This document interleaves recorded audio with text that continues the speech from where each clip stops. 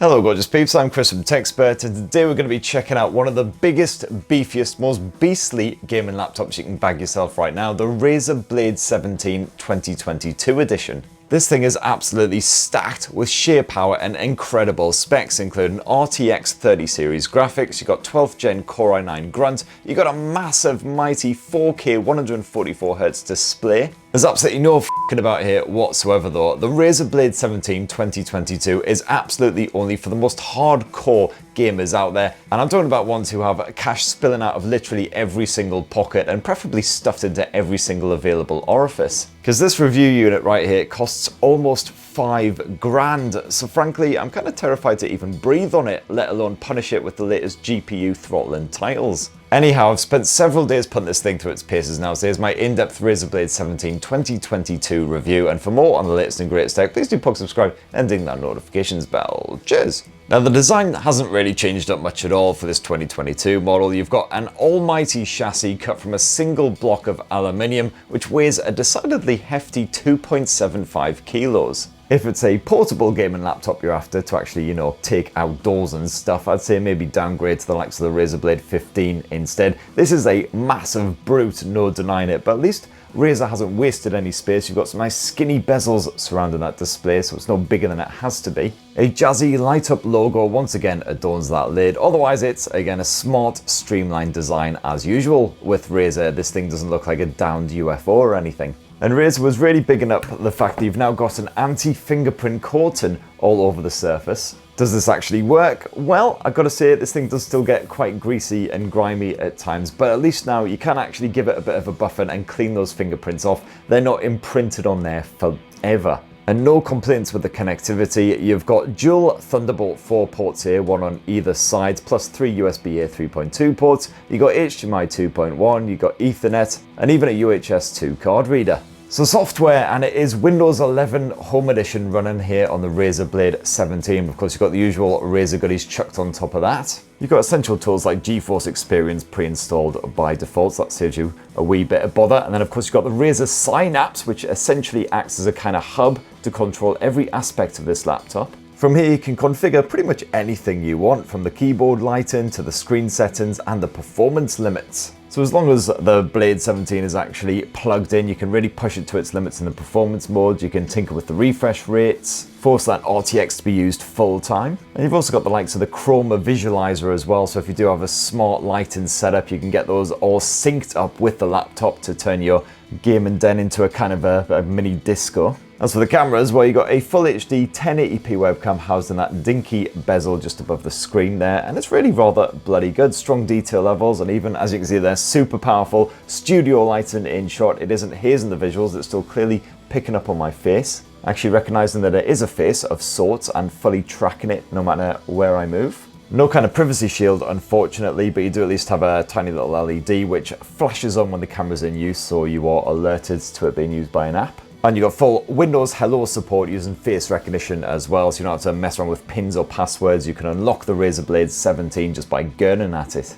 Now, even though you've got copious ways of doing so, you don't have to worry about hooking up an external display to the Razer Blade, because that 17.3-inch IPS panel is one of the undoubted highlights. As you'd expect from one of the best and most expensive gaming laptops in 2022, this thing pumps out 4K resolution visuals, absolutely ideal for a panel of this size. So images are beautifully crisp.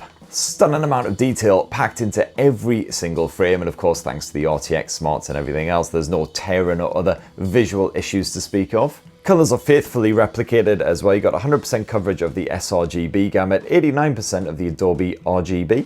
And this review unit right here supports refresh rates up to 144Hz for a nice smooth finish as well. You can get different refresh rates depending on how much money you chuck at Razer. I find 144 is as much as I need with my knackered old eyes and even more knackered old brain. And on the maxed out brightness, this thing hits 565 nits, definitely one of the better efforts out there, so it means that no matter where you're gaming, you'll have no problem seeing what you're doing, even if you decide to have a bit of a play outside, although that's battery life permitting, more on that later. As for audio, well, you got 8 speakers in total here, powered by 4 tweeters and 4 subwoofers with THX spatial audio support. And on top volume, it'll absolutely blow your friggin' skull off. It's rather good, shall we say.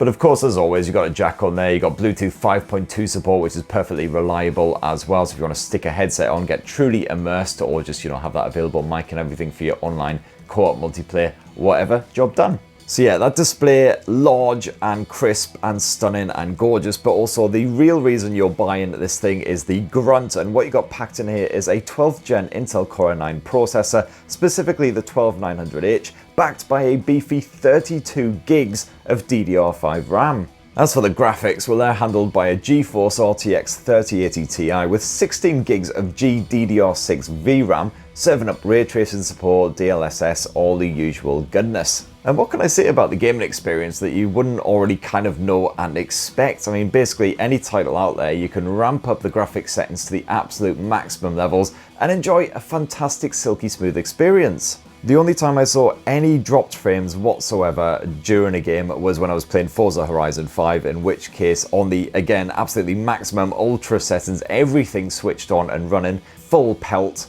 Then I did see the frame rate drop a little bit when some crazy shenanigans was going on, such as massive cargo planes just zipping overhead. But that brief moment aside, everything else ran perfectly. Doom Eternal on Ultra Nightmare ran like an absolute dream, or an absolute nightmare, I guess. Gorgeous, gorgeous visuals, no tearing or anything, super, super silky. Same for Guardians of the Galaxy as well, again, completely maxed out, everything switched on that I could possibly toggle, and yeah, just not a single drop frame that I could actually physically notice. So if you are looking for a laptop that can run absolutely anything out there, and should be able to run absolutely anything out there for the foreseeable as well, well, the Razer Blade 17 2022 definitely ticks those boxes. But what's that you say? You're absolutely busting for a proper nice slice of benchmarking? Well, good news then. On Cinebench Release 23, the Razer Blade 17 pumped out a 12,693 multi-core score. You got a 1713 single-core score as well. I did a bit of Forza benchmarking as well on extreme mode, absolutely no stress there whatsoever. The Blade 17 held a smooth frame rate and those visuals were absolutely stunning. Likewise, the Guardians of the Galaxy benchmarking ran perfectly and spaffed out excellent results. Then of course moved on to a good bit of 3D mark. Port Royal excreted a score just shy of 8,000, one of the best results I've personally seen from any gaming machine that I've tested. And Time Spy Extreme results topped 6,000, again very impressive stuff, which just emphasizes the raw power of this thing. And finally, I ran the 3D Mark stress test, and unsurprisingly, the Razer Blade 17 kicked its ass right down the street and back again. We're talking a 98.5% pass rate, with 80 frames per second average and a consistent temperature throughout. Speaking of heat, this laptop boasts some serious cooling tech, including a vapor chamber and some high-speed fans, and those fans did a remarkable job keeping the Razer Blade 17 cool under pressure. That wind action can get a bit noisy at times, but usually not too bad. So for instance, even when maxing out Forza, those noise levels were only just creeping above 50 decibels, far from the worst that I've ever heard. So, as long as you're not trying to game on this thing in bed next to someone who's actually trying to get some kip, you should be absolutely fine. And if you are gaming in, say, a library for some reason, well, you do have a whisper mode, which can limit the noise levels of those fans, but this also obviously then limits the performance of the laptop as well. So yeah, even if you're gaming for 3, 4, 5, several hours at a push without letting this thing rest for even a minute, no worries, you won't see any throttling or anything, and all that hot air is also directed well away from you, so you won't get any toasty fingertips or anything. And no worries on the networking side either. You got Wi-Fi 6E support packed into this thing. You've got 2.5 gigabit Ethernet as well, so if you are gaming online, you can expect a smooth connection as long as your internet isn't balls. Now, as usual, here on the Razer Blade 17, that keyboard is shunted into the center of the chassis by the speaker grills, which means you've got no space for a dedicated number pad. But I did find it very comfortable to use for frantic action games with sufficient travel and fast spring action.